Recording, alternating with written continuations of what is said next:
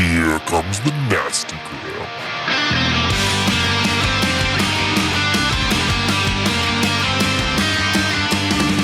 Send a priest to save my soul, forget it. Welcome back to the Nasty Gram RPG podcast. You're listening to A Tangled Web, Chapter 2, Night Raid.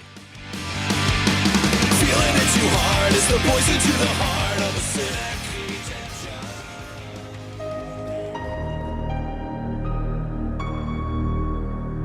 Stay out of my head. There's a flash of moonlight, and you see a smooth stone mask. Shades of gray, streaks of obsidian, and flecks of mica glint off it.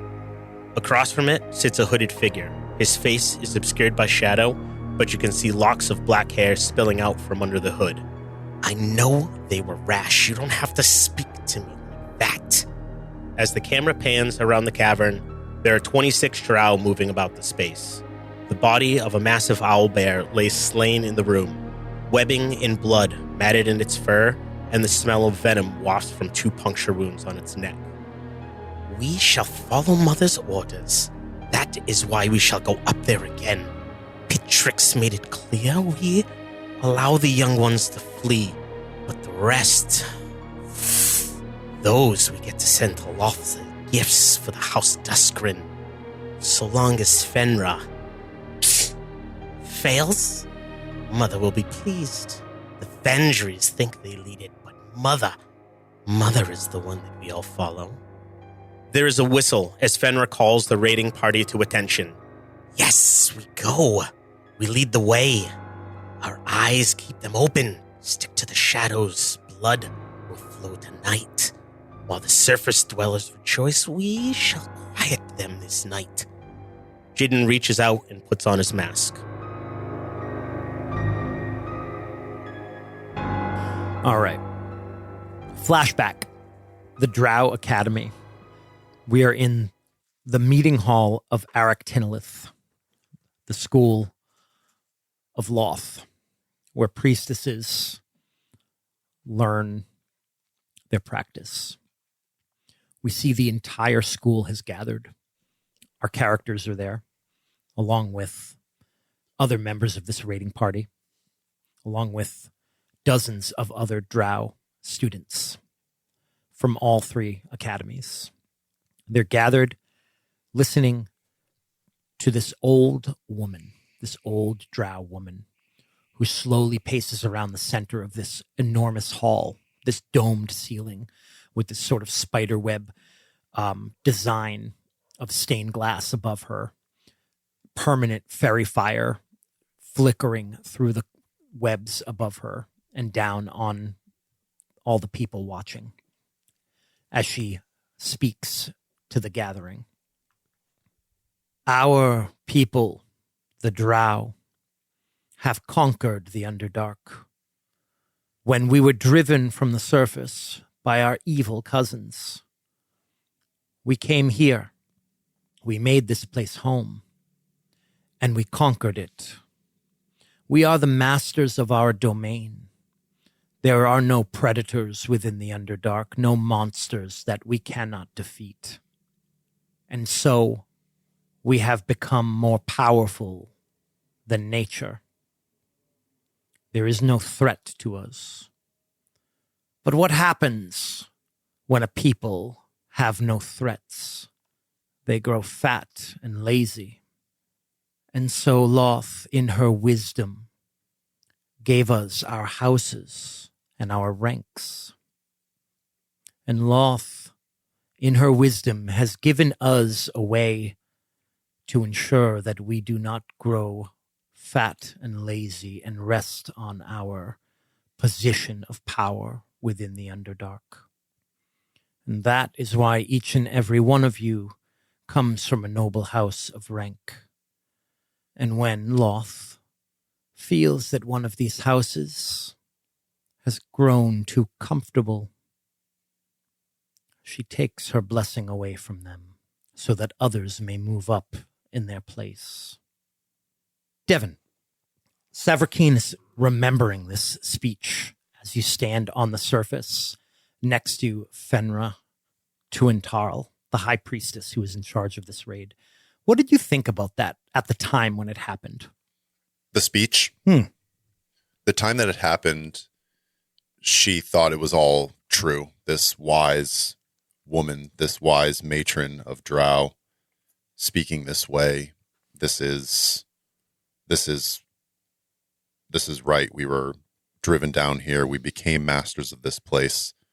And those who survive are strong. But now, after going to this strange place, she thinks that the drow have not conquered nature, that we've conquered our domain, but there are domains outside of our own that we don't control, places that we may even be weak. The moon and the sun are still stronger than the drow. You think that as you stare at the moon and feel the chill, you're not dressed for the weather.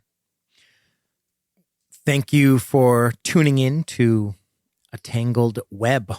I'm going to be your game master, dungeon master, raid leader, Jake. This is Josh. I'm playing Xavier Ovras of the 42nd House, divination wizard, secret lover of Shar. Hey everyone, Dan here playing Silavar Duskryn, the warlock of House Duskryn, the 10th house. Is that right, Jake? Correct. 10th house. And Raider number 1. Hoping to be ninth soon. Mm-hmm. Hey, it's Ryan. I'm playing Anacarvis Vandree, ranked 17th in houses, number 1 in strength, though. And I'm a fighter and a lover. Oh. Number 1 in your hearts and minds. Hey, this is Devin. I'm playing Savrakeen Vandree, Savrakeen the Skittering. Ooh. And this is Matt playing Jidin of the 10th house, actually 9th house Duskryn. Sorry, I misspoke there. No, 10th for now. Yeah, no, he's already looking to the future. Job's not done. All right. You're all on the surface with the raid leader, Fenra, and her 2 bodyguards are there as well. And she's talking to Savrakeen. They're in the middle of a conversation. And Devin, take it away. Negotiating a starburst. You know, nobody mentioned that in Liv's interviews. Like, what's changed since we Oh, started yeah. playing Oh, a yeah. podcast? Snacks, We used yeah. to fucking eat nonstop. Non-stop. Non-stop First world snacks. cheese. Constant First first world world cheese. Bro, cheese. Yeah. That's the number 1 change. Mm-hmm. 100%. Now we just drink. High Priestess, we have a plan for infiltrating the village. The party and I will enter, lie in wait. This town has a holy place. A place where, if we were to lurk in the shadows, when they go for safety and security, they will find us. You and the rest of the party will engage outside, draw them into a point where they are weakest, and we will strike. How do you know about this holy place? Xavier, in his studies, had found Lowest man on the totem pole. Xavier, in his studies, had found old maps. Previous raids to the surface has brought much to the Vandree. I simply provided him with what my family already has. It's good. That's good. Well played. Xavier is hiding in the shadows.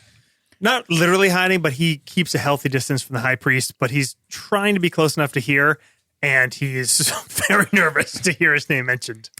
She says, Xavier. Ambitious. Talks too much for a male. I agree, High Priestess. Very well. We'll wait for your signal. Be careful of the wizard. I heard their magic works differently up here. It does.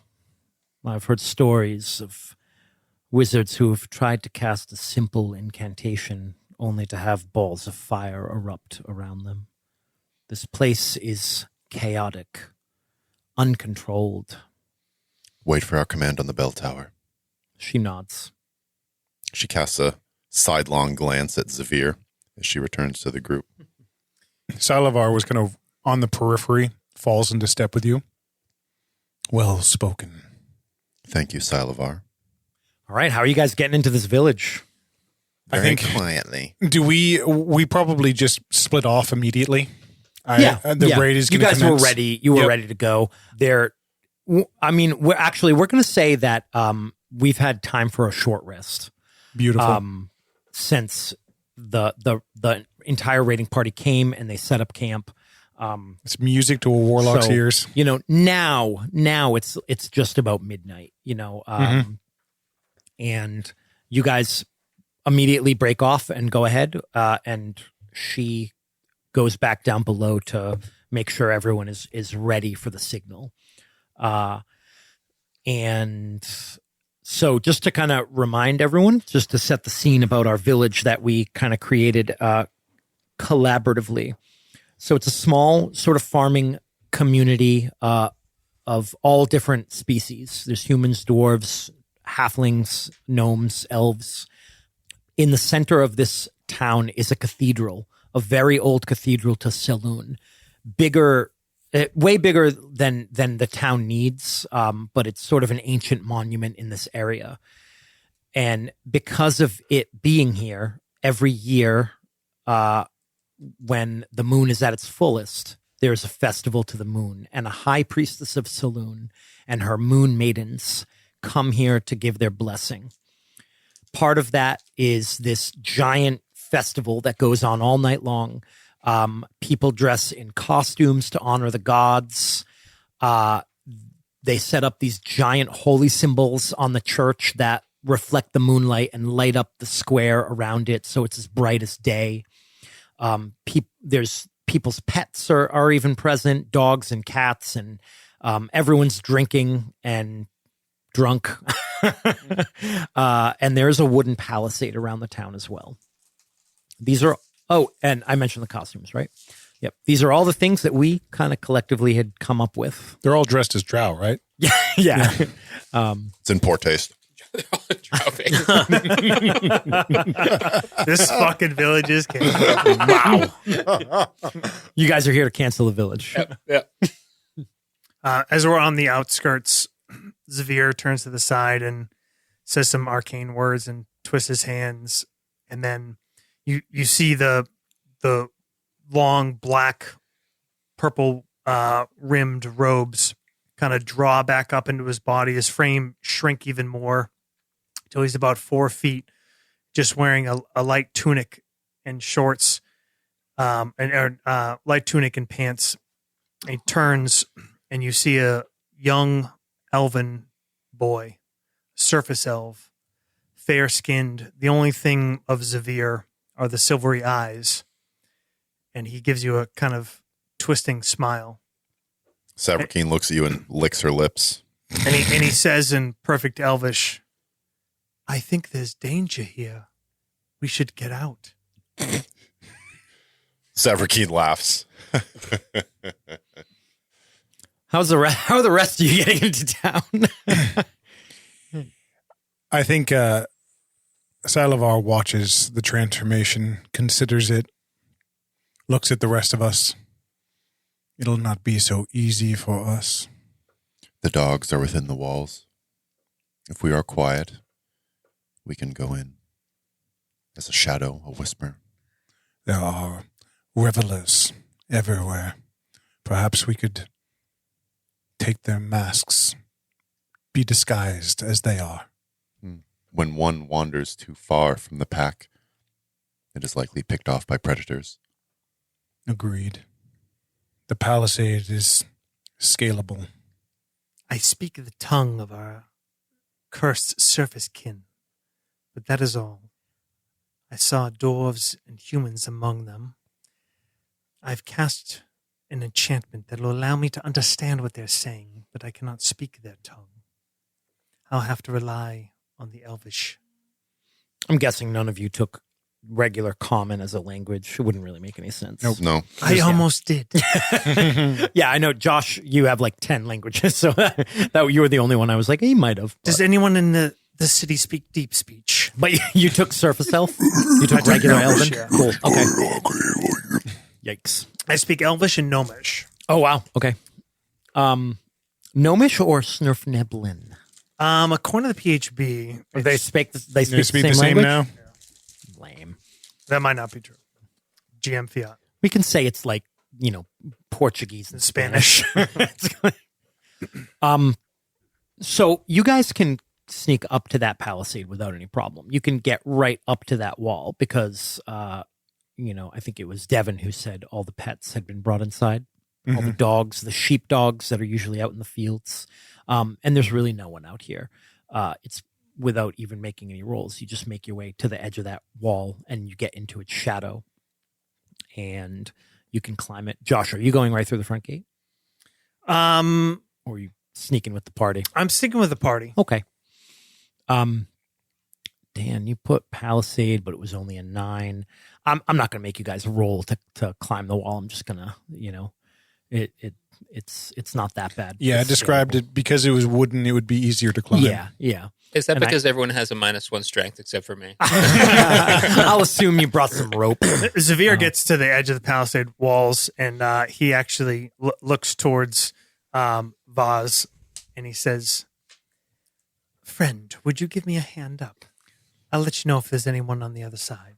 Vaz, you can climb first and then drop a couple ropes over. So we'll say Vaz does climb first pretty quickly, hops down on the other side.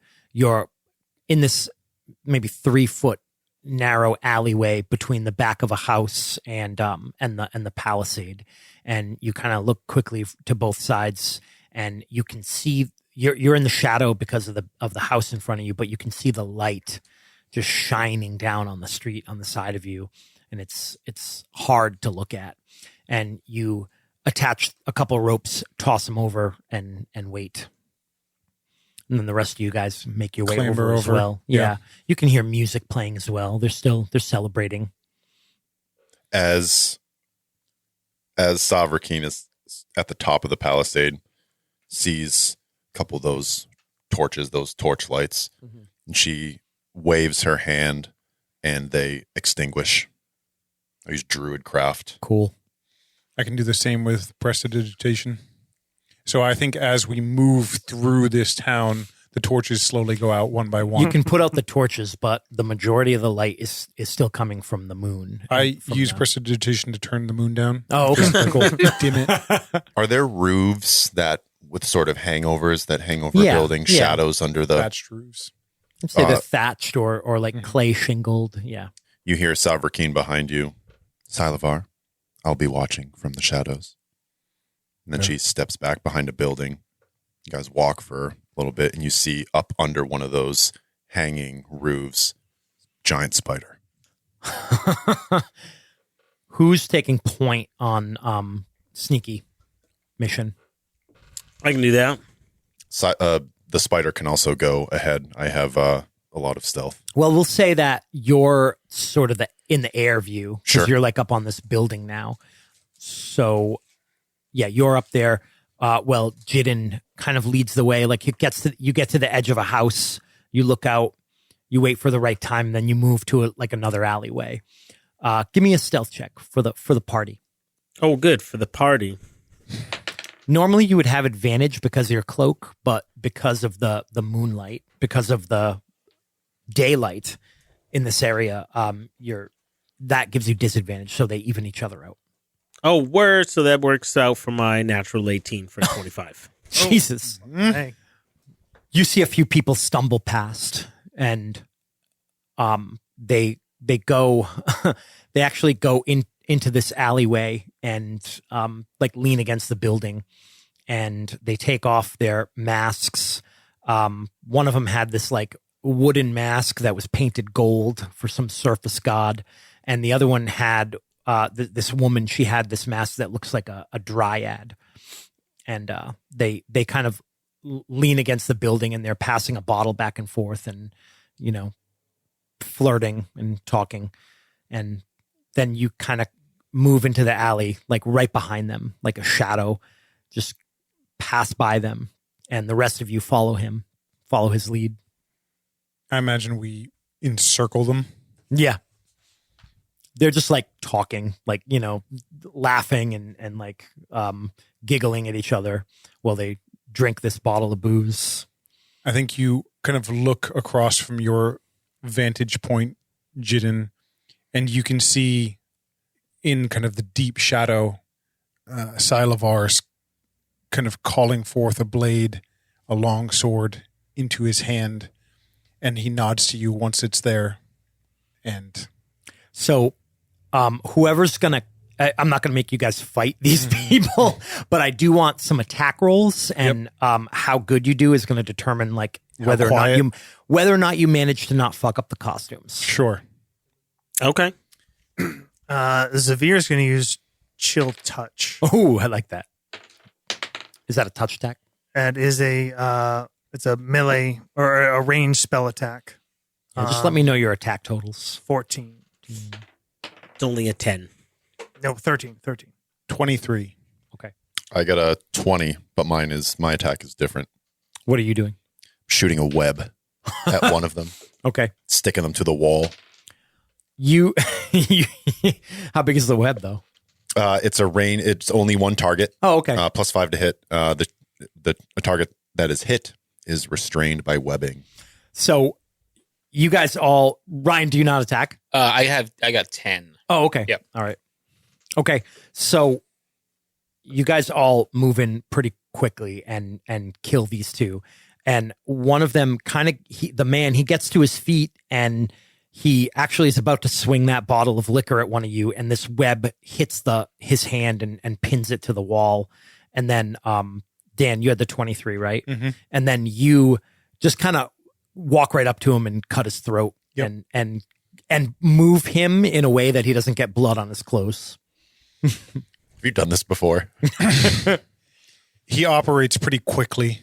I think pretty efficiently as a fighter, as a soldier, and begins like removing the mask and the garb and begins donning it himself. Okay. Who's putting on the other one? We've got Jaden has his own mask.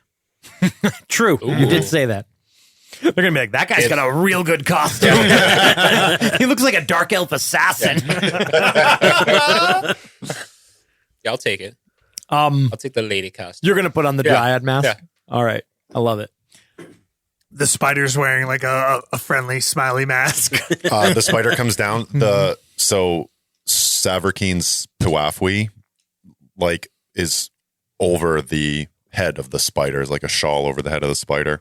But the spider comes down. It's so World of Warcraft. Yeah. I transmogged it. I've actually had to pay for the skin? For the skin, yeah. But the spider comes down and just with its 8 legs, it just starts like rolling these bodies around and just web is coming out, turning into these little cocoons. Awful. And then attaches both of them and then climbs back up into the darkness, pulling them with her. There's some good guys. They were probably really bad people. All right. Dan, you're dressed as Helm. Real far right community here, extremists. And Ryan, you're dressed as a dryad. We've got I'm just a young boy. Jidden dressed as a dark elf assassin. With Thing of mask. real nightmares. Nailed it. You pull your hood of your puafi up, like so that they can't see like your actual skin. And do you wear like gloves or something? You're a rogue. Yeah. Of course you wear gloves, leather gloves, right? So you're all sort of hidden, except for Savarkeen, who I assume you're just. I mean, no one's gonna think you're in a spider costume. No. She's a spider, and she's just hiding amongst the rooftops. Okay. Are you going to try to make your way across the rooftops to the cathedral? She's going to essentially follow the party and just look out for them from above. Okay. You're going to have to kind of jump from roof to roof. Okay. Do you have, I assume you can you like make webs and stuff? The spider has a strength of 14. Mm-hmm. My web is an attack. and it recharges on a 5 or a 6. So like, she can use it every, 30 seconds or something. I can jump. I have a strength of 14 as a spider, so I can long jump 30, almost 40 feet. I think you get a big benefit with Why the extra don't legs. all right, here's what I'm going to do. Why don't you give me a stealth check? Okay. I'm going to say you can do the jumps, but just timing them so that no one notices you jumping from roof to roof. So you're kind of making your way from building to building and trying to get to that cathedral. The rest of you, what's your plan? I think we're kind of taking a circuitous route around kind of the big general square. Not going to be super bold and just walk through the party. Yep. And probably look for any side entrances to the cathedral. Okay. Ones, because I imagine that the main double doors open up to the main square. They do, and they're currently like wide open. Yep. No advantage though in that roll. We lost our Pawafi. Oh, that's right. How'd you do? Right in the middle. I got a 12. Now, how big of a spider are you exactly? I'm a giant spider. I'm as big as a horse. My God. That would be fucking what's terrifying. that? Horrifying. What's a horse?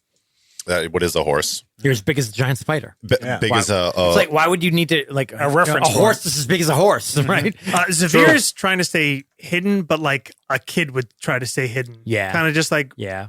Running from place to place. yeah. Did you say 16, Devin? What did you say? 12. 12. Okay.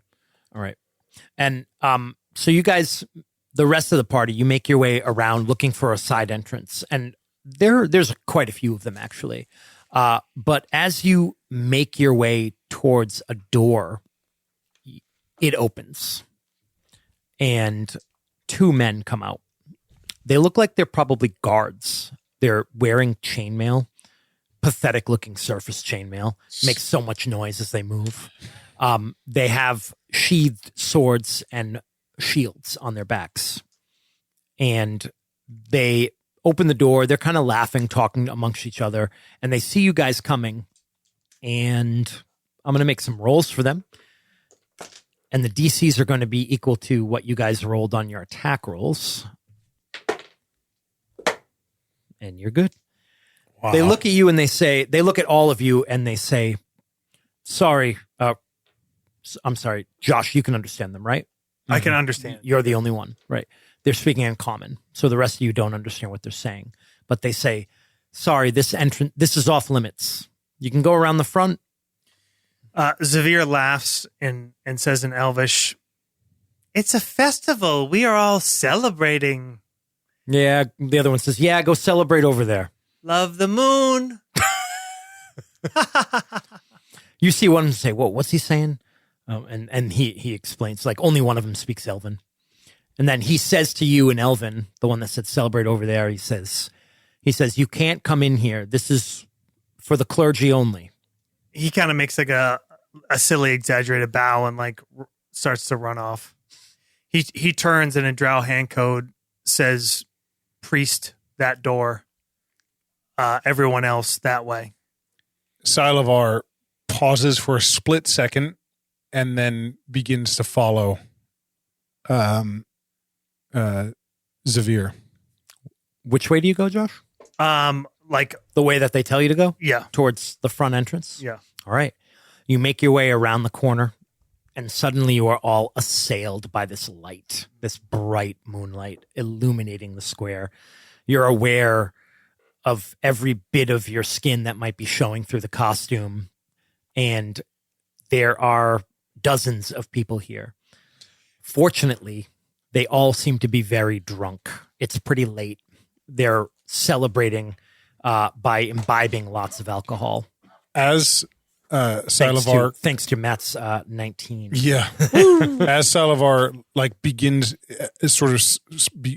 begins walking into the square, he begins to kind of stumble his stride a bit, begins to kind of kilter a bit. Nice. Someone actually bumps into you, and they turn and they say something to you in a language you don't understand, and then they pat you on the back and keep walking.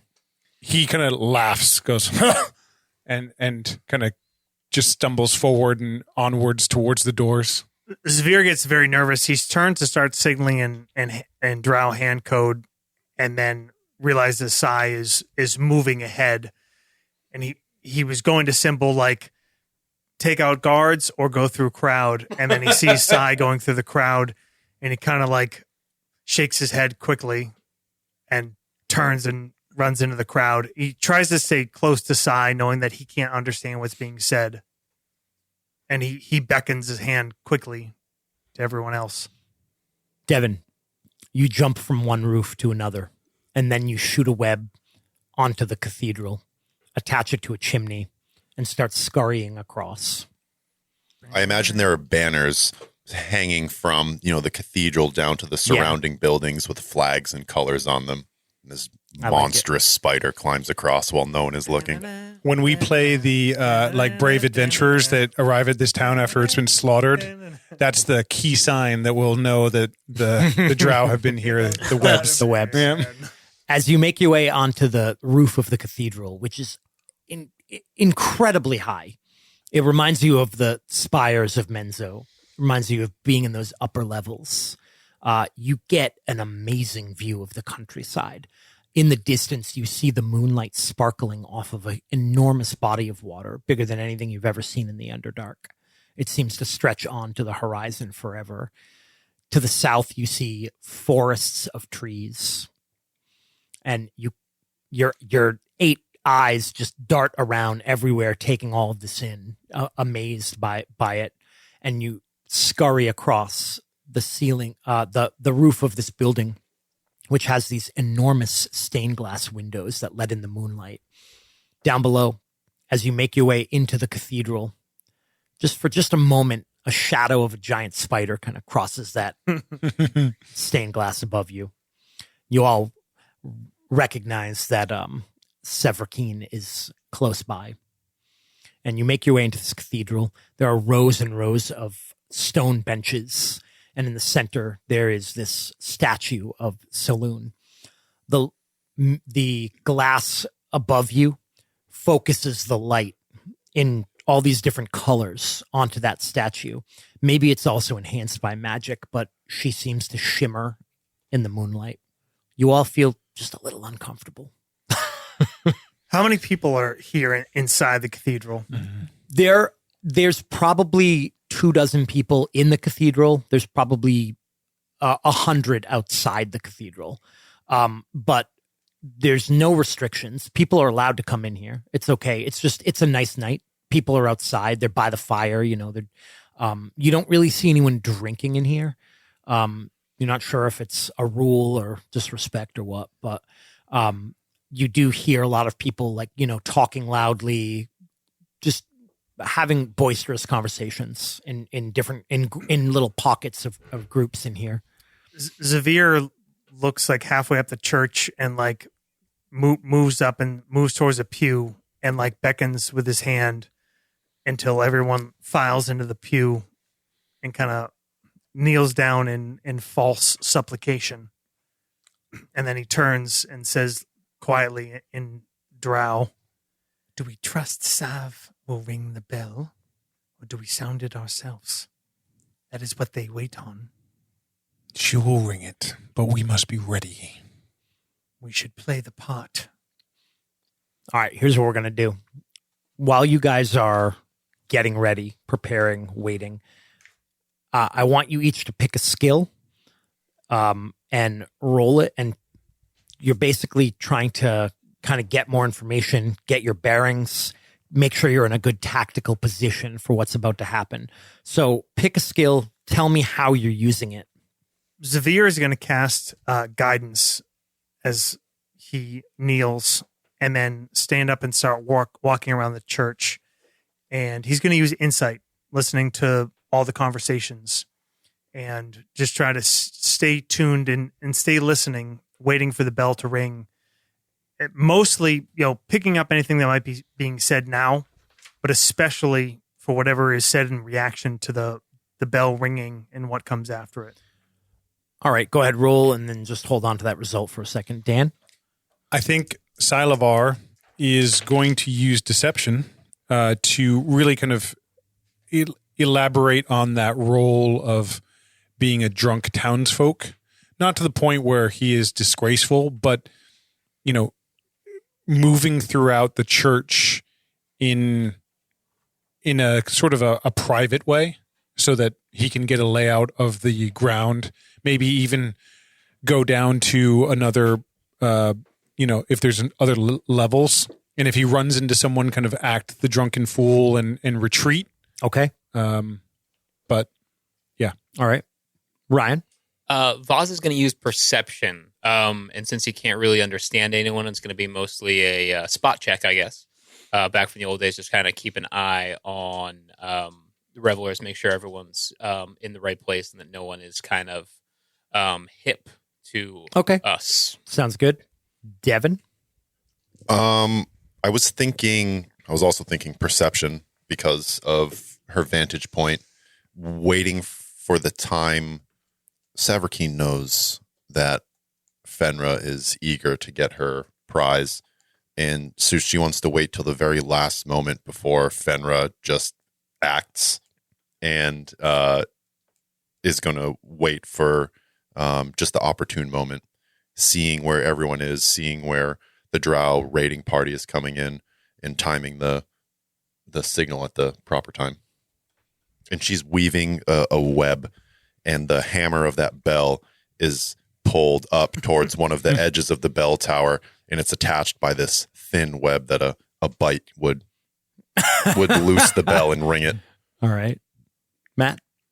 Jidin probably would use his stealthiness to move in and around the church, trying to get into some of the more private rooms to get a count on guards, holy people, where it looks like people might be staying. Cool. Safety rooms, that kind of stuff. All right. Let's Jake, get some rolls. What's up? Can I amend mine?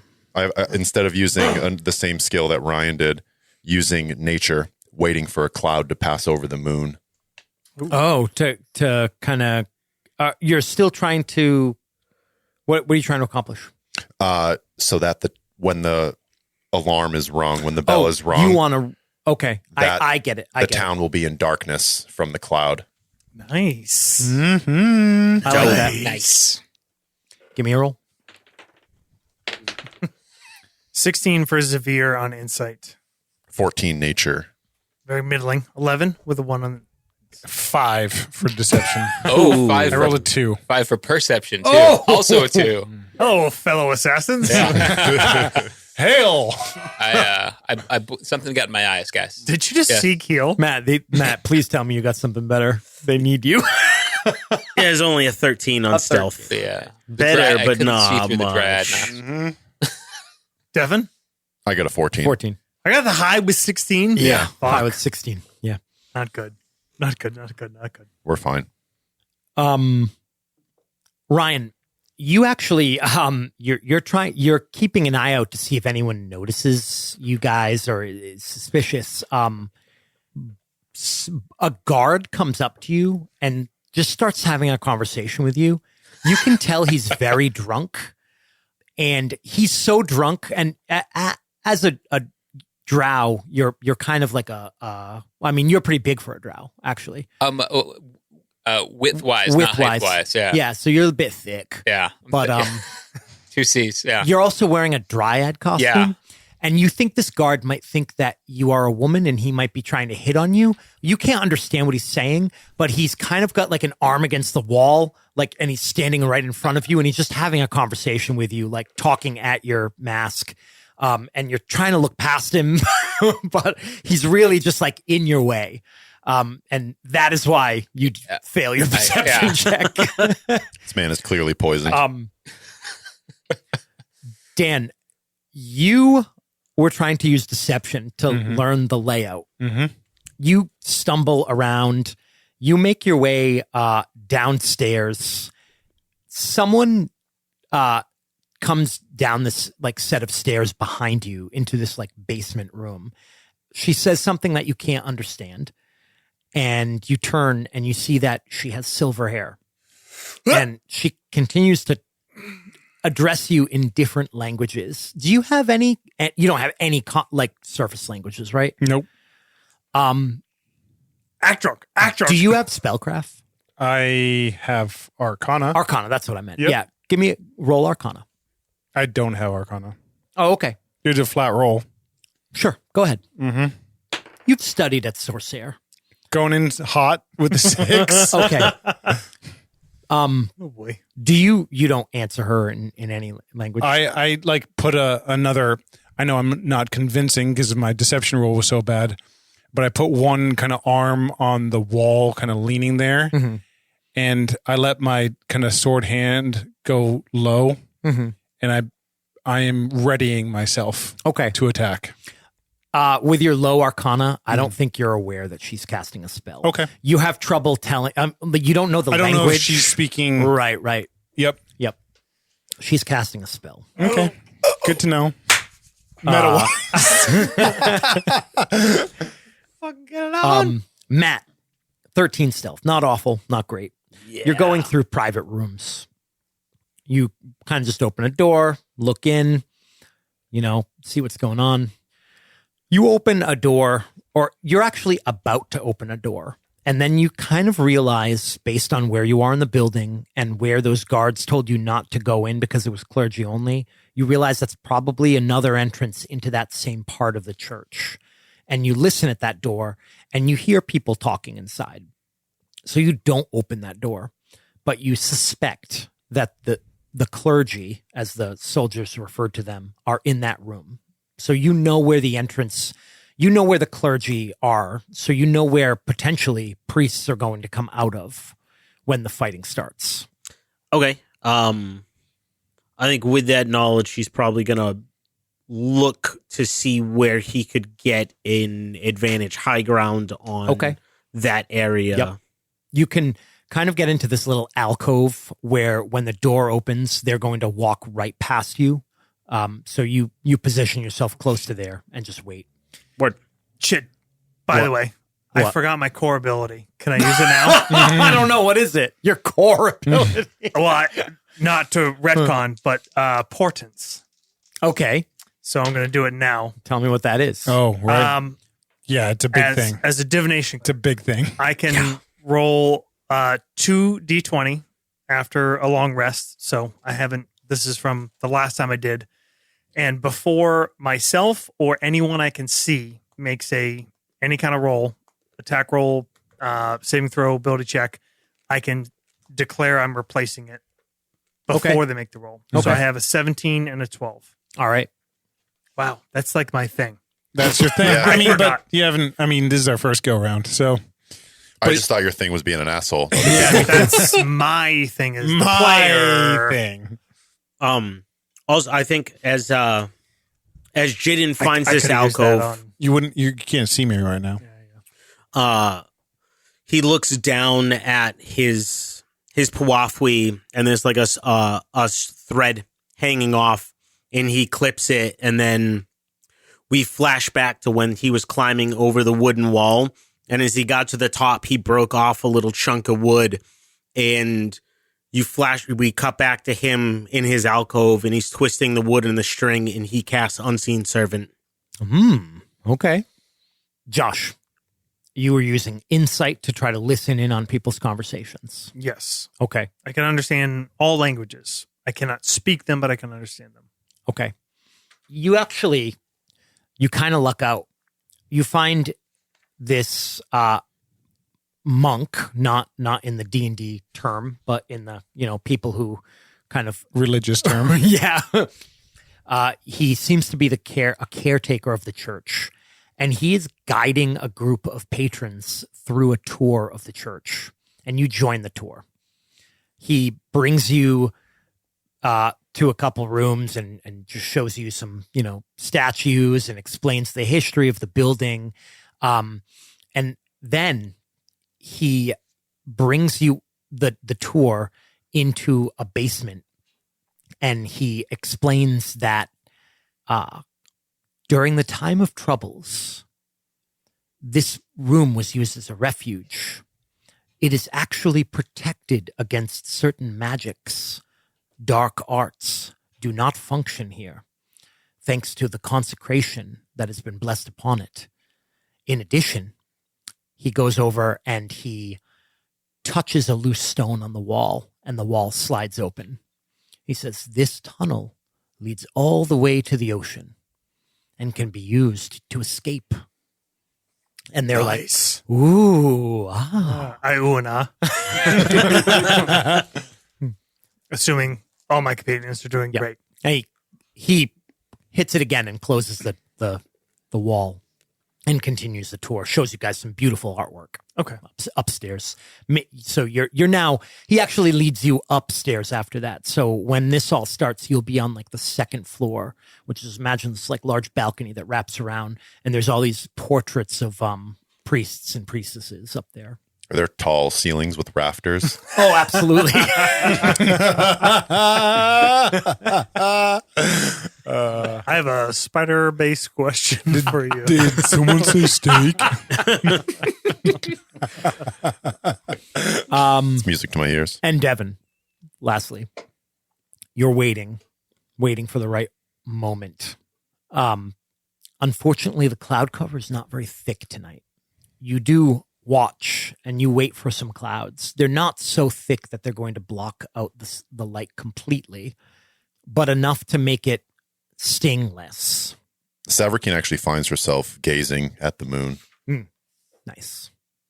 And as these clouds move in front of it, they sort of shimmer. The whole plaza below you gets a little darker.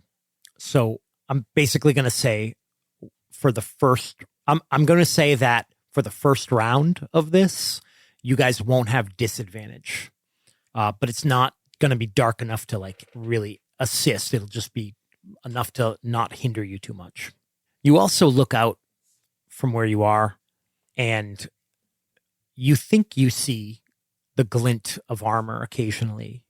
You know where your raiding party was going to be, kind of positioned in small groups around the town. And you can see that they've already moved into the shadow of that palisade. They're already prepared, just waiting for your signal. There are 25 drow waiting to strike on your command. She knows that the beginning of this raid is in her hands. Is this what power feels like? To have a legion of drow waiting for your one command. She bites the web. Dong! Down in the church, you notice patrons start to look up, surprised, unsure of why the bell would be ringing at this time. A couple murmurs. The music dies down just a little bit. And then we hear a scream in the distance. What are you guys doing? Savrikeen, as soon as she bites that, before the hammer strikes, she's climbing down into the dark eaves of the church. Okay. You climbing into those dark eaves. We hear that bell ring. That soldier that is flirting with Vass sort of looks up, confused. And then when he hears that scream, he turns to run out of the building. As he turns, can I trip him? Yes, you can. Meanwhile, we hear that scream, and then shortly after that, the bell starts ringing very quickly, ringing in alarm. And we hear other screams, and people start to scatter and run in every direction, except in the basement where Silavar is. Silavar almost flinches in reaction to the bell, and I think his instinct is to summon his weapon, but it doesn't arrive. Oh, interesting. Because this place, as the monk has described, will not let dark arts work here. So your patron is a devil? He is a fallen angel, if you will. Okay. He is a fallen solar named Malkazid.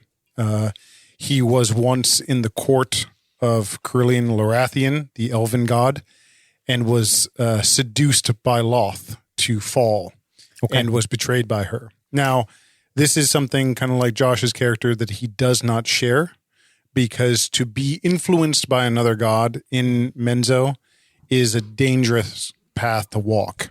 That's why I said mine first, just to be Dan at the Dan 100%. Dan, here's an inspiration for giving yourself a huge there we go. disadvantage in this situation. Yes. And I forgot about those. Sorry. And so he kind of flinches, and if she could see his face, it would be shock. Mm-hmm.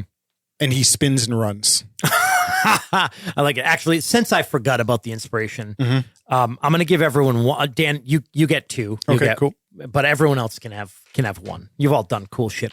Mm-hmm. Just coming up with this whole encounter was cool. So everyone's got one. Dan's got two. Gonna need it. You go to summon the weapon. She smiles. You think she knows what you just tried to do. Mm-hmm. And then she reaches under her robe and she pulls out a mace, Yeah. but the head of it looks like a star. Oh God. And then you turn and run into the basement. Yeah. I mean, where you are. Okay. Yep. I imagine it's basically like an old wine cellar. And there's probably like barrels and shit like that. And you run in. I'm it's running dark. for the darkness. Okay. Yep. Yeah. Nice. All right. Meanwhile, up on the main floor, those doors bust open and 3 women come out, all with silver hair. They immediately make towards the front entrance of the cathedral. They came out of the room that I was watching. Give me a real quick perception check. That's not a skill. Yeah, it is. Yeah. Perception. 14. Okay. You have been around enough priestesses before to recognize authority. And you are pretty sure you know which one of these is the high priest that you were warned was here. There are 3 women. One of them looks a lot older. You think that 2 of them are human, and you think the high priest is an elf. Okay. Well, you know. You know what's great news is that I'm not downstairs with the high priest. Yeah. I know. I was like, And let's roll initiative. All right. nice. 13 for Zavir. Hoping I'm getting these low rolls out of the way. 20 for Jidden. 8 for Salivar. 21 for Vaz. Nice. As a spider, so in my wild shape, I take on the strength, dexterity, and constitution of the beast that I transform into. And the spider has a dexterity of 16. So I got an 18 total for initiative. Ooh, nice. 21, 20. 20. Who got 21? I got 21. Vaz, 21. Jidden, 20. Jin, 20. Sav, 16. 18. 18. Zavir, 13. And Sai, 8. Correct. Ryan, you wanted to trip this guard as he turns and runs. Yes. Are you using your glaive, or are you just trying to trip him with your leg, or what? I'm using my glaive. Yeah, I figure I was probably walking with it upside down Yep. through the town to kind Cool. of conceal it. So as he walks away, I just kind of Go ahead and make Strip it up. an attack roll. let's see, 10. A 10? Yep. Yeah, you miss. Yeah. He doesn't even notice that you tried to trip him. Oh, good. You just kind of swing that glaive. The bottom is way heavier and it's upside down. It's awkward angle, and he just runs past and makes his way out the door, kind of leaving you there. You turn back behind you, and you see these 3 priestesses coming out of that side room, and then Jidden. The church is it lit by candles, braziers? What's It's the lit by moonlight, but it seems like the moonlight up until just a moment ago was almost magically bright. Like I said, it was kind of daylight in here. Yeah. A cloud just sort of passed over right as the bell was ringing. So at the moment, it's a little like gloomy. So think like low light. But it's only going to be that way for a moment. Okay. And you do have the drop on these priestesses. But also, I don't know if you guys necessarily want to. We don't. Yeah. I mean, just to preface what I think Jake was going to say, we as a group We don't necessarily want to scare people from coming in here yet. We want the children to come in. And we don't necessarily want to engage them. Correct. We want them to get out and engage the main party. Yeah. So it's almost good that Ryan missed with the trip. I mean, other than probably him slowing down and then moving on. But I think Jidden is going to move into the room that the three of them ran out of. Nice. And have his and close the door behind him and have his unseen servant stay on the outside of the door. And he's going to start trying to search that room and see if there's any information or advantage that he's going to be able to gain against them. Very in these roguey. Few very moments. roguey. All right, give me Investigation? investigation. Sure. That's 4 total. You're in a church. They are religious. Yeah, this looks like some sort of like waiting room almost. And you start looking through. There's books, but Nothing I can understand. you're having trouble making heads or tails of any of it. I love the fact that none of us speak, I mean, other than Josh, that none of us speak the language. It's great. Is this room also lit magically by moonlight? This room is lit by candlelight because the other room had those big open glass windows on the ceiling. This room does not. It just has a couple candelabras. Okay. So as soon as Jidden realizes that he can't read anything in here, he's just going to put all of the light out in the Okay, room so that cool. it's complete darkness. All right. Savarkeen. Savarkeen. You all right, Josh? Just spilled Wet serum. t-shirt seltzer. contest over there. Oh. Messy boy. The spider climbs down the outside of the church, and are people started sort of moving around, reacting to the bell? Absolutely, yeah. People are moving pretty quickly. A web comes from the darkness towards an unfortunate citizen. Dear God. Just Grand Theft Auto kills. 23 to hit. 23 to hit, random citizen. Yep. Okay. What do you want to do to them? I'm shooting my web. Okay. It does no damage, but it restrains. The target is restrained by webbing. Okay. So someone's walking, and just this like spit comes out of the darkness and sticks this person.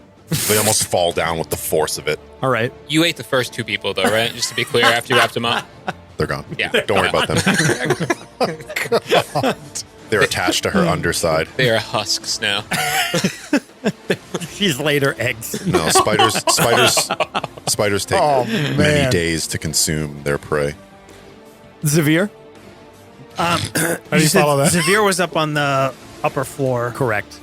Did I maybe see those maidens running Yeah, out? that door bursts open and they immediately run towards the front, towards the open front doors and out into the street. Can I run along like the raised balcony in the second floor towards the windows that face the open square, and I see the maidens coming out. Yep. And I have kind of like a eagle eye view looking down the town. I cast dancing lights, and I put each of those lights about 100 feet up over Ooh, cool. the maidens. This is probably something that your raiding party would understand.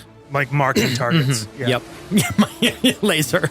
Yeah. Laser guided. So like I put them up in the air, and I'm going to try to keep moving them. Cool. I like that. All right. So video game. Mark the big threat. they have red lights above them. If they go outside, I can hit them with the Doesn't with the fairy web. fire give advantage on attacks? Fairy fire is different. Dancing lights. Yeah. Oh, dancing word, lights. sorry. It's up to 4 orbs. So Okay. it's just But fairy fire would be like they would know that someone cast that on them. Yeah, right. The orbs up in the sky, like they're not looking at that. Could they're be looking festivities. They're looking at threats. Yep. Meanwhile, speaking of threats, you turn and you run into the darkness. Yep. What are you doing? I am using my natural abilities of dark vision to try to gain some advantage in this situation. So I am trying to like rush into the darkness and find a position where I might be able to ambush her. Okay, give me a stealth check. Sure. That's a nat one. Dude, you might want to swap that one get out. You get advantage. You're in the basement. Okay. All right. Powafwi. Powafwi. That's a 4. Hey, that's better. Are you rolling a d6? Okay. Those who survive are strong. Cloth is Dan, not smiling. you're not a drow. You're a tiefling. Correct. Do you have the light sensitivity thing? No. Okay. Because I'm fallen. So here's what happens. Here's why your stealth fails so badly. You run into the darkness. You pull your Powafwi up, and you hide behind some barrels. You see the color of it instantly sort of change to this dark brown to match the wood, and then you hear this word, and all of a sudden the basement is as bright as daylight. It is brighter than anything that you have ever seen. I stumble And back. suddenly blinded. you are completely out in the open. Yep. Okay. Got it. And she looks at you. You see that the source of that daylight is the head of her mace.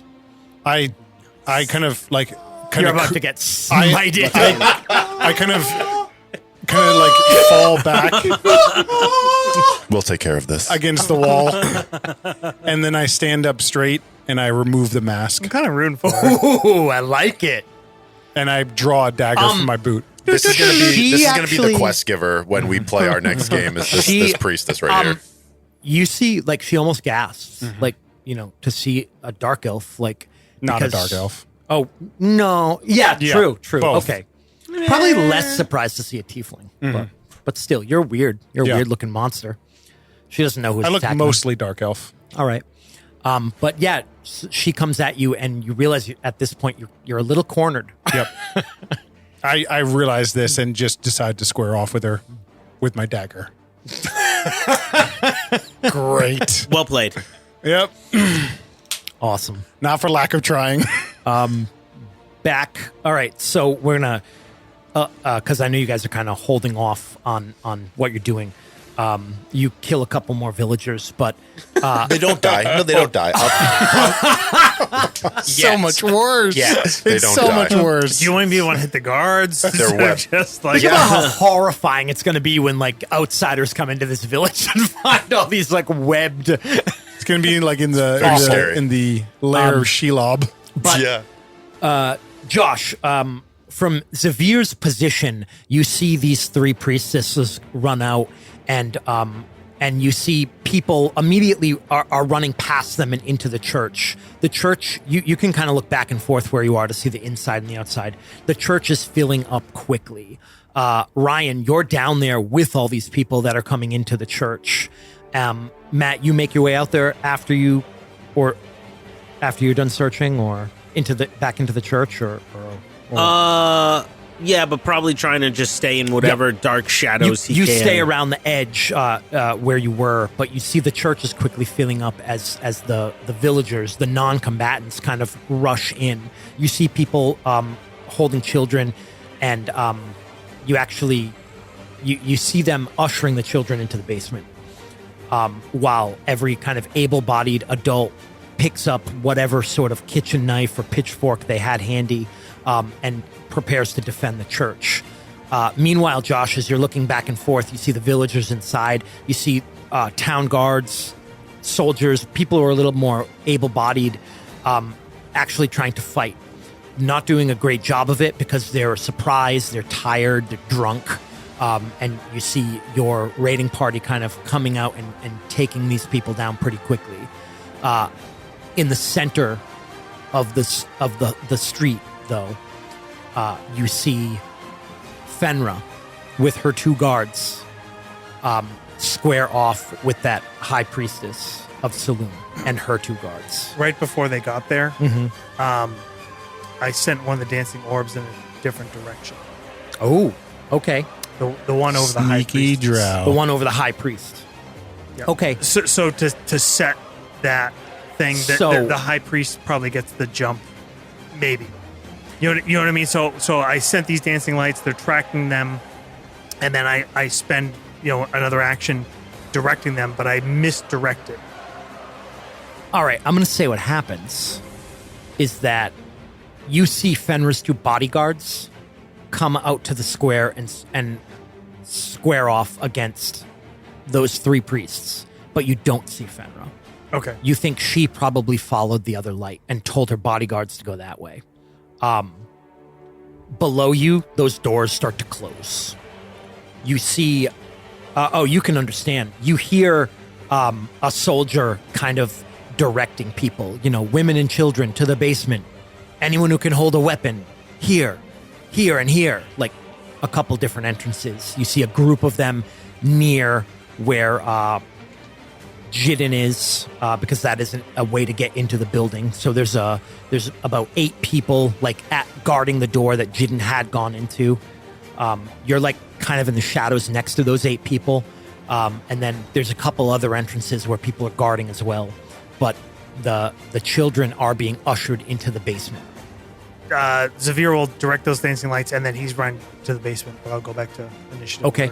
And what is it, everyone? We're going to keep the initiative order, but what is everyone else kind of doing? Except for Dan. Dan's in his own room. Dan's in combat. Yep. I'm gonna go to the basement. Since I already passed it a woman once, I figured I can head back down. Head down there. You can make your way through the crowd and head down there, and you see Zavir going that way as well. Yeah. Matt, we'll say you probably see them as well if going into the basement. All right, then I'll follow. Okay. Devin, you're outside. You're on top of the building still, and you see those 2 guards. Fenris guards. Fenris 2 guards squaring off with these 3 priestesses. Do I recognize that one of them is the high priestess? Yeah, you do. I think They're waiting. they're a little bit far from where you are. They're in the town square. So I'm going to try to find maybe a dark side that is shadowed by the light of the moon, an opposite side. And she wants to get close to that battle, but wait.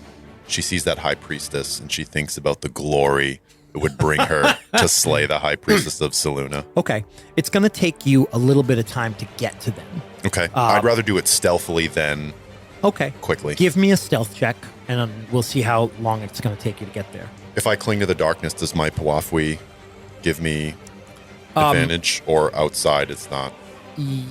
I'll say yes, but it's going to, if you want to stick to an area where you don't have disadvantage, it's going to be at least 1 extra round to get to them. That's fine. Okay. I'll do that. That is a 25 Badass. stealth. All right. Dan, Yes. you pull out a dagger.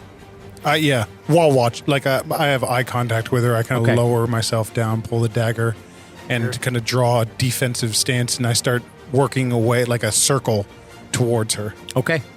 She comes in quick, straight towards you, and swings that mace. All right. What's your armor class? It is a 17. She misses Wow. by 1. All right. Yeah, I assume that we're just in initiative order, so I'll take an attack as We'll well. just go back and Yep. forth for a few rounds. I'll until take everyone a swing gets at her. That's a 23. there. Okay. And a hit. Dagger does D4. 4 damage. 4 damage? Yep. All right. You just kind of cut her robe. And I dance backwards. Yeah, and then Yep. dance backwards, and then she lunges forward again and swings that mace at you. And this time she hits you. You roll attack as well. All right. I got a 14. 14 will hit. Okay. Do you still have your armor, Silavar? I don't think it's active. That is a 6 damage. Okay. How much did she do to me? One momento. The 2d8 from the smite. You don't need to smile like that, all right? You take 13. Ow. As this mace hits you, it glows red hot. She smites you. Yeah. I curse appropriately in Infernal. Okay. You feel you've never been smited Yep. before. You've never taken radiant damage before, but you feel Jacob? what? Because I'm a fallen Asimir, Oh, I am resistant, you're resistant to radiant damage. Wow, All right, dude. Yep. cut it in half. All right. So 7.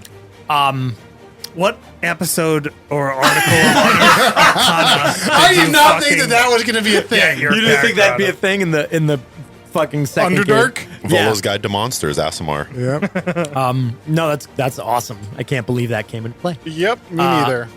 Well, in that case, I think what happens is she hits you, and it hurts, but it was how much damage? It was What did I say, 13. Now 13? it's 7. 7. 6. 6. Oh, we round down. Always. But you see that she hits you and then steps back, and she says something you don't understand. But she looks confused. Yep. We all are. Something to the effect of, what are you?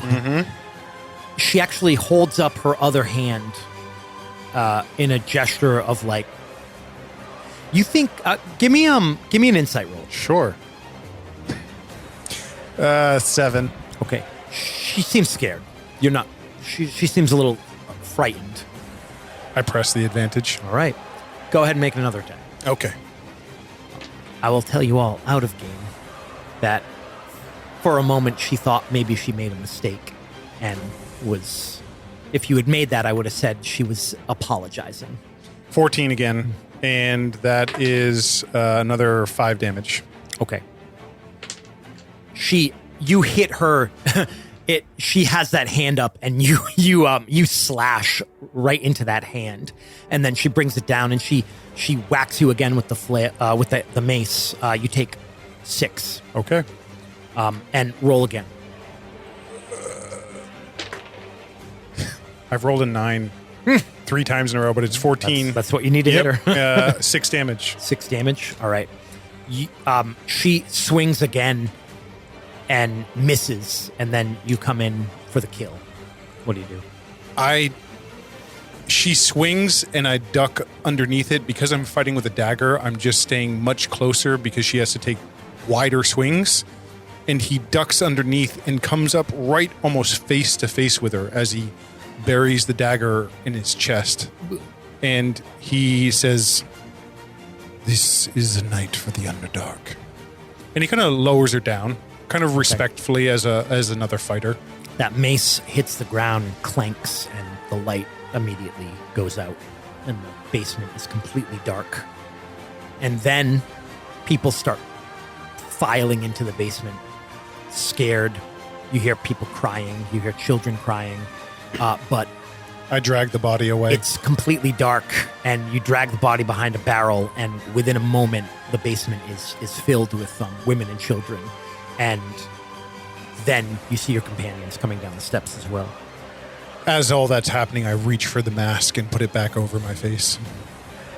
And I wait until the kind of conclusion of these people kind of streaming down and in. Okay. All right. Where have I seen Josh's character, Zinnevar? Yeah, you see Severe. Zavir. Yeah, It's easy. 2 Zavir, syllables, bruh. Bruh.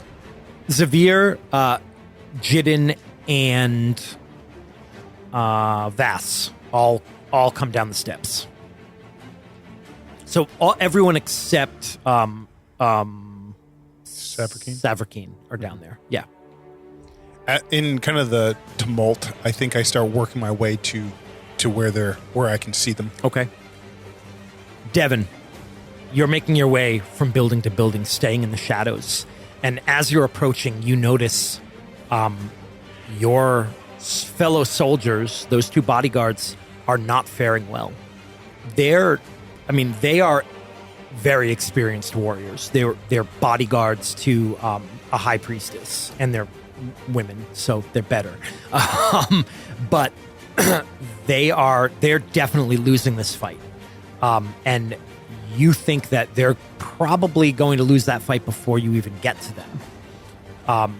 You jump to a building, you stay under an eave, and you run across like the bottom of the building where the roof meets the wall, and you're about 30 feet away when that high priestess gets behind one of those soldiers and hits her in the back of the head with her star-headed mace.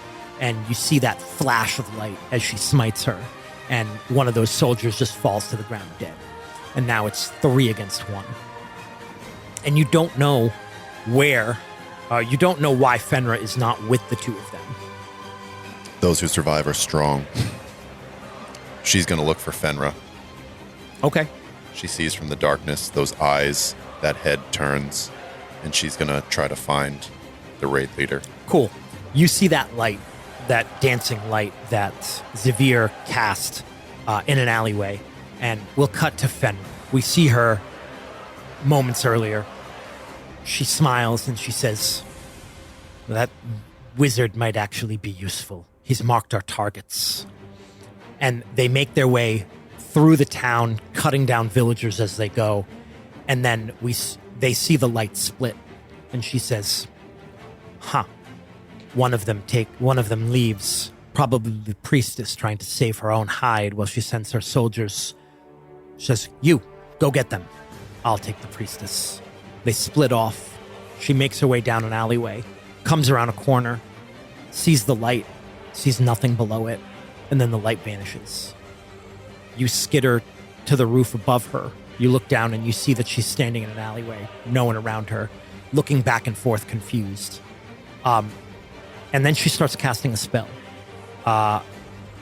You know what it is. She's casting See Invisible.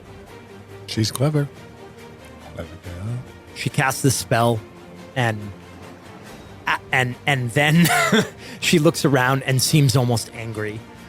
She takes her mace off of her belt and smashes a wall just out of anger, and then she turns back towards the main street. If a spider could smile, I'll follow her. All right. She makes her way back to the main street, but she's now nowhere near her 2 bodyguards and that fight. So she starts making her way towards the front, towards the doors to the cathedral, which are closed. There's a large melee going on right outside the front doors. The town guards and soldiers are fighting the drow raiding party at the front gates. It's just a matter of time before the soldiers are all killed and the gates are opened. What are you guys doing in the basement? I come up tight to Jidin, and he says, "Brother, did you find a way out of here, other than the front gate?" No. Nothing? I'd hoped you had. You were down here longer, no?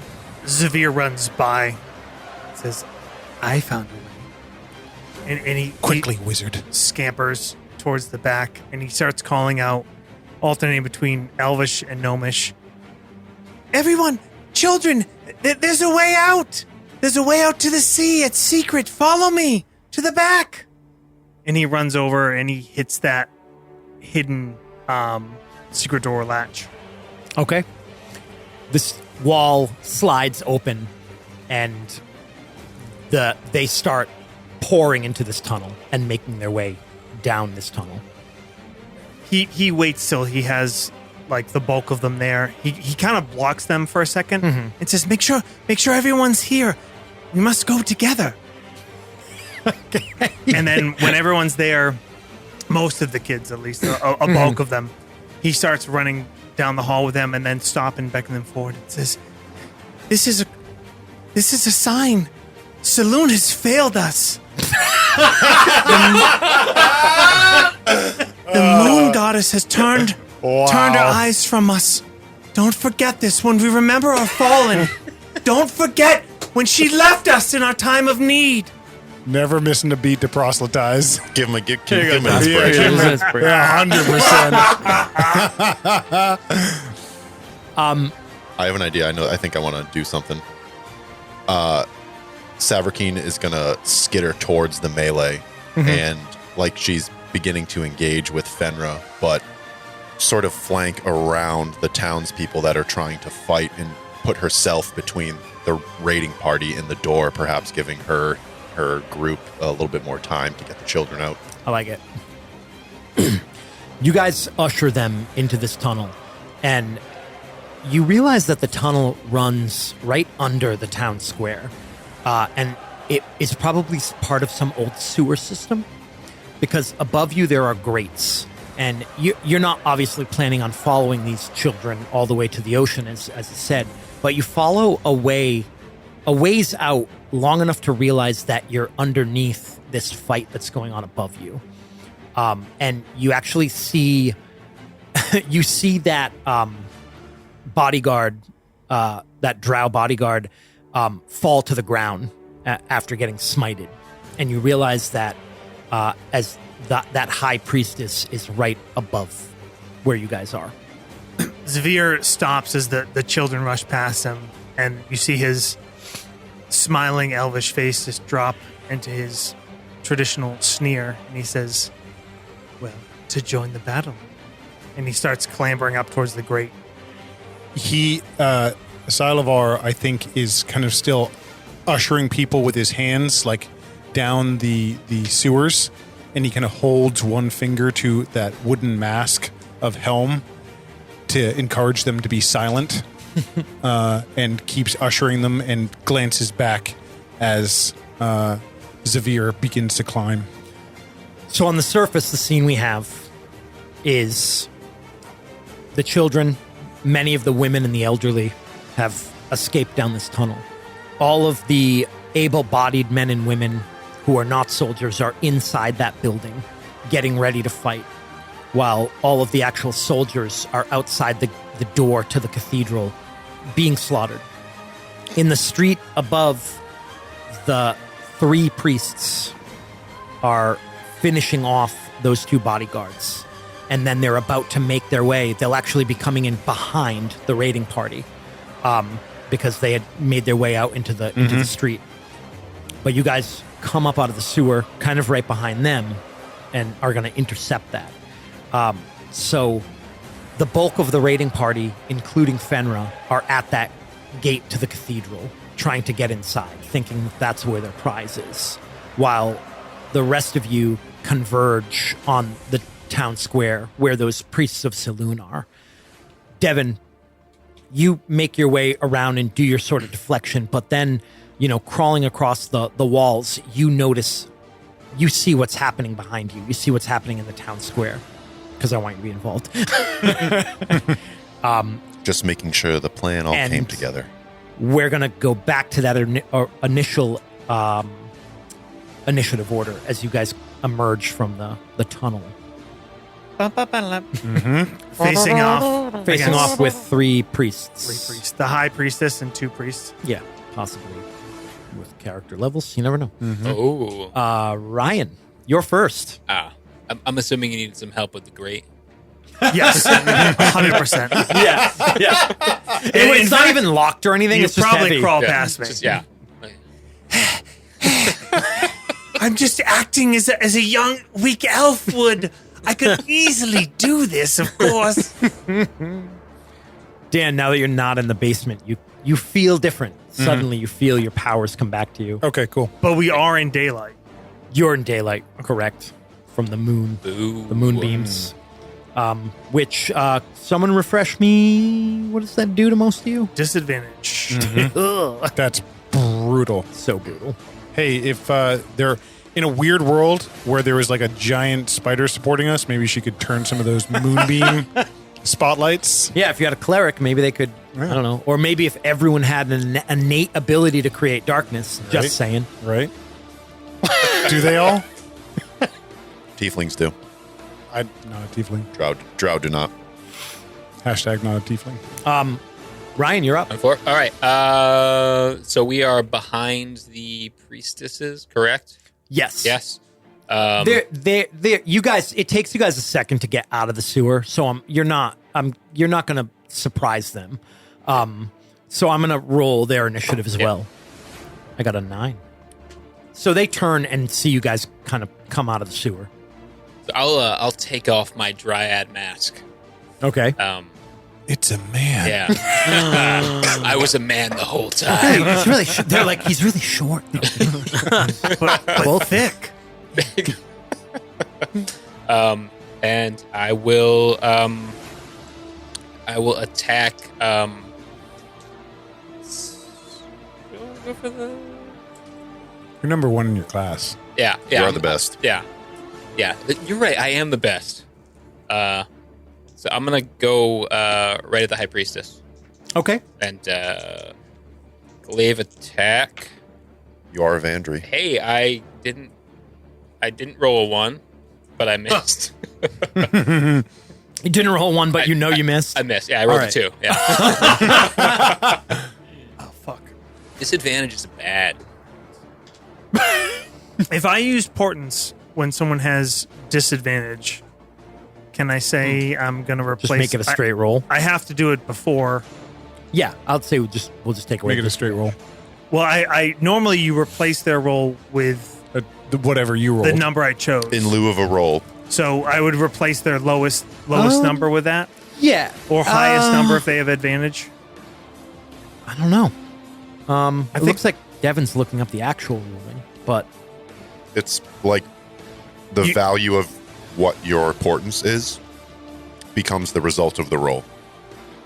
I think you could just replace it with the Okay. the port and roll.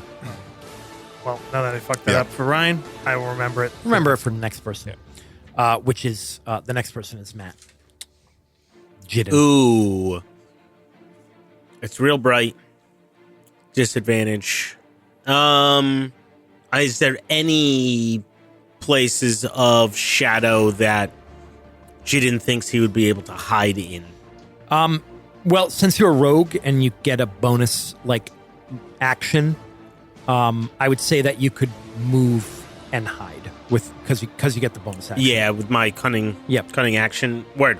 Or you can try to hide. Yeah. Yeah. Coming up out of this grate and seeing the brightness, Jidden's going to make his way to sort of the wherever it looks like he's going to have the best chance to hide, and that is a You disadvantage to hide. Yes, but no, because you do have the cloak. So Okay, so that's a natural 15, so that's a 22 to stealth. A 22. Okay. You get out of that grate, you kind of roll to the side, and you make your way behind a cart and into the shadow of this cart where the moon is reflected, that makes this long shadow across the back of it. And you just disappear into that shadow. And then I will loose a crossbow bolt at whomever Ryan is engaged, or I'm sorry, whomever Vass is engaged with. You still you'll get advantage because you're hidden, but you do still have disadvantage because you're shooting into the light. Yep. So it's a straight roll. 18 to hit. That's a hit on the High Priestess. Sweet. Sneak attack, that's going to be shite. 10 piercing damage. 10 piercing damage. Nice. You hit her with a dart. And that is my turn. Okay. Next up is Spidey. Spidey Keen. Spidey is Skitters. still up on a wall under one of these eaves, climbs up the side of the church that's facing away from the town square. Get up! I need to roll a d6. To recharge. Yeah, I don't have my web yet. Ooh. She climbs up onto the roof, or like a sort of awning, a place where she can rest. And as she does, she stands, casts her shadow is of a humanoid. And she holds out that scepter and points it, and another one of those darts spits out, and just behind the priestesses, and it explodes with... Are they near like the church? Is there structure near them? Like up by They're the kind door? of in the town, in the center of town, which is kind of open. There's not a lot of larger structures. There's benches, a couple wagons with like barrels of ale and stuff like that on it. Okay. There's a glitter in the moonlight. Looks like almost snowflakes. And it falls on these priestesses. Make a dexterity saving throw, please. 13 difficulty. 13 difficulty. The High Priestess fails. Her two guards make it. The high priestess is bathed in violet light called from the Underdark. Oh, fairy fire. Fairy fire. So that gives everyone advantage Yep. when attacking her, which will offset the disadvantage that you also have. Josh, Zavir is up next. Zavir, the young elf, runs up behind Vaz and says, I think your goddess has abandoned you. And he looks over his shoulder, makes sure the spider's not near him. He casts Bane. So they'll have to make a Charisma 13 saving throw. Okay. Opposite. So she made it. The soldiers did not. All right. Big soldiers get a minus D4 from attack rolls and saving throws. And he says to Vaz, trust your instincts. Is that a bark inspiration? That's it. Okay. I'm going to use Portents and replace his attack roll with Oh, a wait, no. This is against Vaz. Oh, I'm sorry. Vaz, give me a Constitution saving throw. Yikes. 18. Good job. Okay. That's a great team. Josh, you recognize what this high priestess does as she points her mace at him. The light of the moon flares and is almost blinding. She cast blindness on you, but you made your save. Can't you only remove that with like a remove curse? No, it's 1 minute. Okay. Yeah. Lesser restoration will do it. But you make your save. She tried to blind you. Good job. Tried. Let's see who's up close. Josh, Zavir. One of those soldiers turns and attacks you. Minus a D4 to his attack roll, right? Her attack roll. Yes. That's definitely a miss. An 8 to hit. It's a miss. Okay. And anyone else close by? Yeah. No, I'm not close by. I just came out of the sewer. Yeah, but I am still in the sewer.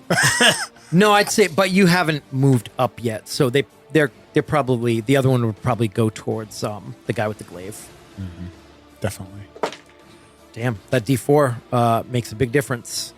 I'm assuming a 10 misses you, Ryan. I hope a fighter. Yes, you're not a fighter with a 10 armor misses. class. All right.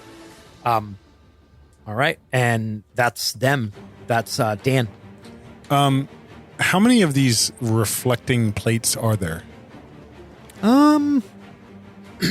There's quite a few, but if you got the right ones for the area you're in, it wouldn't take a ton of them to reduce the light.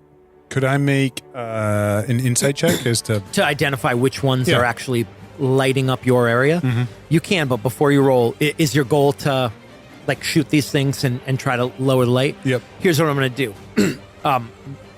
Make the insight check. Mm-hmm. Don't worry about the attack roll. Okay.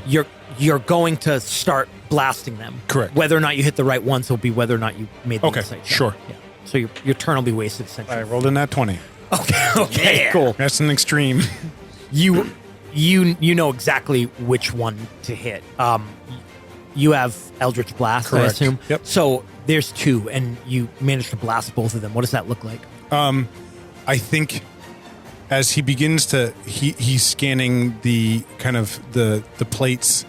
He says kind of to himself, why did you abandon me? As he's kind of gathering power, recognizing that it's returned.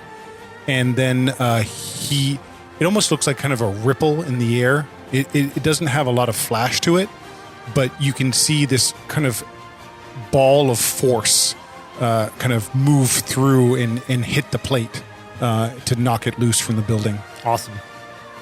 And then it's a little bit darker. Still plenty of light to see by the moonlight. Not dark enough so that your infravision kicks in, but dark enough that you're not at disadvantage anymore. I think what I'm also going to do, because I can do a bonus, or I can do a cantrip and a bonus action. I'm going to cast Hex. Ooh, okay. Yep. So I'm going to bring Hex online for my warlock. Hex is on a target, right? Correct. Are you doing it on the High Priestess? I am. Okay. And what's her negative? It's a negative to... So she has a Disadvantage. negative to saving throws. Okay. One that I choose. Yep. Ability checks. Ability checks, excuse is me. one. Strength. And then we will, and then I have, I deal extra damage to her. Okay. Oh, and I had to make a dex check to see if she stayed webbed, right? No, that's fairy fired. She's not webbed. Yep. Oh, right. You didn't web. You fairy fire. I webbed right. the innocent civilians trying to run into shelter. Oh, what a clarification. Are we the baddies? Okay, and we're back at the top of the round. So that's back to Ryan. Okay. Ryan, you no longer have disadvantage. In fact, you have advantage against her. Oh, because she's all fairy right. fired. I'm going to replace his roll with a 17. That'll hit. I'll take it. All right. Well, do you want to let him roll? You Well, can't. I can't. Does he have to take it? Probably mechanically, yes. just 'cause you're- curious. Yeah, I Doesn't mean, matter. I didn't know he was going to have advantage. but- Ryan, you hit. Okay, I hit. So I'm going to. I'm going to use one of my superiority dice and attempt to make a trip attack. It sounds very drow. of you. Okay. Yeah. Superiority So it's dice. a DC. Yeah. It's a DC 12. What kind of check? Probably strength. Probably strength. Yes, yeah. strength saving Pretty throw. good. Yeah. And she's got a Just text her. disadvantage. Yep. What's the DC? 12? DC 12. Kind of low, but also. Minus D4. No, you didn't no, get no, that not on the the high high priestess. Yeah. But she has disadvantage, so she failed it. And it does 10 damage, and she falls down. She takes 10 Yep. and is prone. Yep. That hex was nice because I rolled 7 and a 17. Mm-hmm. All right. Yeah, you trip her with your glaive, cut into her leg. Matt, you're up. So she is the only one affected by fairy fire. Right. You get advantage attacking her. But she's also, prone, so I get disadvantage because I'm shooting at a If prone. you're shooting, yeah. If you, I thought you were So it's a stabbing. if you're using a flat. range, yeah, I thought heard you a were lot about stabby. stabbing. Might be Yeah, it's time been to, real bright. Might be. Well, it's not anymore. It's true. Yeah, might be time to rush in. Fools. Yeah, if I have enough movement speed to get to her, Yeah, you do. then he'll move out of the shadows, drawing his rapier, and seeing a spot in her armor, he's going to try to stab into it. That's a natural 20. Okay. Uh-oh. Yep. Well, yeah, with your back stab. You got to roll a bunch of extra dice there, bud. Yeah, so that's 21 plus 4, 25. 25? Piercing, yeah. Shit. That'll do it. She's down on the ground, surrounded in fairy fire, and you dart out of the shadow like a good drow assassin. And how do you kill her? As she falls, her arms flail out, and he sees a hole in her armor, and he just kind of slides in between and takes his rapier and drives this straight into her chest, into her heart, and then pulls it away, uses his disengage, and rolls over like a somersault over her, and flips off into another barrel to hide. Awesome. Doesn't even stop to, like, be in the glory of the kill. Devin. The two bodyguards to the high priestess of Selune don't even have time to react before a spider is upon them. Savarkeen, and when she was up top, she cast that fairy fire and crouched down. She sees Jidden come in and deliver that blow, and it looks like she's going to jump off, but where you would expect her to fall, she just wraps around the overhang and crawls, and a spider crawls out along the ground and comes up and digs its fangs into one of these priestesses. 19 on the dice for a 24. That'll hit. 6 points of piercing damage, and give me a constitution saving throw. Josh, is that with a negative D4? Yes. Saving throws, yeah. All right, failed. Wow. It's another 9 You're a points of potent poison group. damage. 15 total. We the Yep. baddies. 100%. Yeah, you dig that Fangs. those fangs into her leg, and you feel the poison just pumping in. Oh no, they're in her shoulder. Oh, shoulder. This Oh, yeah, spider you're is huge. big, Yeah. and her legs start wrapping around this person. Josh. Zivia. He reaches out, the short elf, and grabs towards the chest of the other priestess. I'm going to use the roll of 12 on portents for a 17. Okay. Does that hit? Yes. Cast a Six great- wounds at the second level. Great So ability. good. Wow. It's pretty. Oh. 21 21 necrotic damage. necrotic damage. Is this to the other one? Yeah. Well, I don't. Yeah, I don't. I don't know which one Devin went at, but the one that was one of them attacked me. So Oh, okay. Just roll a d6. High. It's the one Devon attacked. low. So it's the other one. Okay. And what does this look like? He just grabs forward with his bare hand and wraps his hand like on her armor, and it just kind of gets dark, and you see a little like purple crackle as energy pulls out of her into his Nice. hand. She takes a swing at you. 17 hit. Yeah, is it minus D4? Yes. I cast shield. Does that make it miss? That makes it miss. All right. Nice. What does that look like? She descends, and he actually pulls his hand back, and that same like purplish energy, he just kind of holds a bare hand up, and the mace deflects off of it. Cool. All right. The other one is going to go at you, Dan, Okay. because you're. Oh wait, no, you didn't move in. No. You just. Yep, you're not there. All right, so it's Ryan. I figured this game out. Ryan, attack of opportunity. Okay. Wow. Incredible. A riposte. It's Yep. going to hit. Riposte. 12 damage. Why don't you go riposte on TikTok? How dare you? Okay, that one was a bit woozy from the poison and sort of swings wildly with this mace. And you're able to just kind of step from side to side out of the way. And then you back up a step to get a good swing with that glaive. And you feel it hit flesh and cut deep. And she kind of keels over. She doesn't fall, but between that and the poison, she's not doing well. And the large spider still attached to the shoulder. Un momento. Okay. That brings us to Dan. Is there only one left? They're both up. Okay. Two guards. As a bonus action, he'll move his hex to one of them. Okay.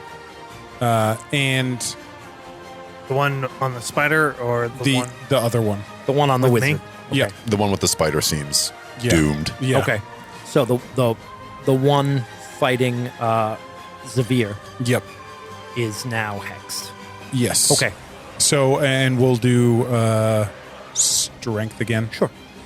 And do I need to take out any more of the reflecting plates? Nope. Okay. He will, I think, Salavar will, as he shifts his attention back to the melee and brings his hex, the curse that he kind of utters underneath his breath, to focus on this creature, on this warrior, he will advance and summon his blade. I don't think I have enough actions to attack. Summoning your blade in action. It is it's an action. Yeah. Oh, okay. This is your packed weapon? Yep. Yeah, it's an action. Oh. All right, you move in and prepare. And back to Ryan. Okay. I will attack the one my sister's hanging on there. Yeah, she's sort of stumbling, Yeah. like almost drunk. What'd you hit? I hit 21 for 9 damage. You finish her off. Like, she's almost defenseless. And you finish her off with the glaive. The head is pulled up into the mouth of the spider. Matt. Yep. Just one left, right? Yep. Engaged with anybody? Yeah, Xavier. Xavier, the wizard. And now Dan as well. Yep. Salavar's advancing. Salavar's moved in. Okay. Seeing that they are distracted, Jidin is going to move. Well, that was your way of asking if you... Yep. Asking without rolling. It's good stuff. Don't name the move. Mm-hmm. moving out of the darkness with his rapier drawn. He's going to try to slash. That's natural 17. 23 to hit. 10 piercing. Dead. Sweet. So as he sees his opening, he's going to come in and slash in low on the inside of his leg, slicing open his femoral artery, and he's just going to stumble around as he bleeds out and drops. She? Oh, she. Moon maidens. Yeah. Just killing women. Just killing women. They're dead now. They're nobody's. Death cares not for your gender. Okay. She falls to the ground. Cut to the basement of the cathedral. We see a young acolyte of Selune. She watches as these dark elves help these children escape and then move to the surface through a tunnel. She's confused, but she accepts this chance, this blessing for what it is. She closes the secret door to the basement. She runs past that open grate. She sees her high priestess fall above her. Her holy symbol falls through the grate, and she grabs it, and she runs off into the darkness. Meanwhile, at the gate of the cathedral, the drow raiding party makes quick work of the drunk and tired soldiers, and even quicker work of getting the gate open. It seems like a few of them came in through windows and opened the gates from the inside. Within 5 minutes of the bell being rung, Fenra and her raiding party are in the cathedral, cutting down civilians who are trying to defend themselves. Within 10 minutes, the town is completely silent, except for Fenra's screams. Where are they? She screams at a man who she has kept alive while two of her raiding party members hold him. Where are they? She takes her whip out. She's about to whip him, and he just passes out from exhaustion, from pain. She paces for a moment, and then she goes up to him. Savarkin, you know what she's going to do. This is common in drow interrogation processes. You bring someone to the point of near death, and then you heal them so that you can do it again and again and again. She puts a hand on him. She says the words to heal his wounds and wake him, and he does not wake. His wounds do not close. There's a look of terror on her face. And she says, this place is cursed. Selune's blessing stops our magic. We're done here. We're returning. Back to the cavern. Everyone. She turns. Many of her soldiers see through this, but everyone sort of quietly follows her back to that entrance to the Underdark. The five of you are the last to leave. You're in the cathedral, filled with the dead, cocoons and webs hanging from the ceiling. Savarkeen is admiring them. And Pitrix materializes on one of those beams, looking down at all of you. And he says, you have done well. And now we strike. All members of a noble family must be killed, or one can claim retribution. Fenra has lost the blessing. It should be easy to cut her down before you return to the city. And then he fades away. And you all look towards her back as she walks out of town, realizing you have your next mission. Dang. Dope. And that's where we'll stop. Before we leave, Zavir turns, uses his last spell, casts his Witch Bolt. Lightning lances out towards that statue of Selune. It crackles on it, and he just stays and focuses, kind of drives his body into it. The crackling continues, and then the statue starts to shatter, lines running through it. until eventually it crumbles to rumble on the floor. Lets his hand down. You see like beads of sweat on his face. Well done for us, I think. Well done indeed. Mother Loth will smile upon us. She smiles on us all. Thanks to you. There is still work to be done. He's looking out, like, towards the gates of the palisade. Come, brothers and sisters. We have work to do. Now the real fun begins.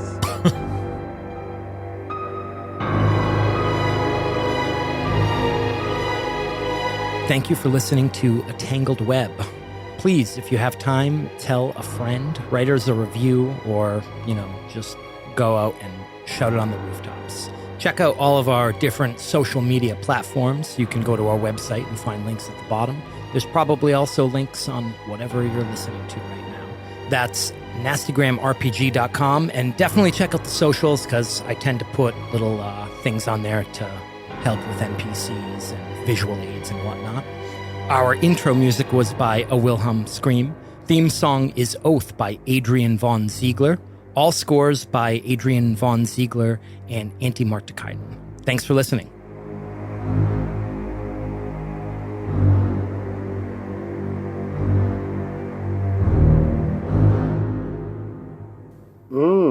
That's nasty.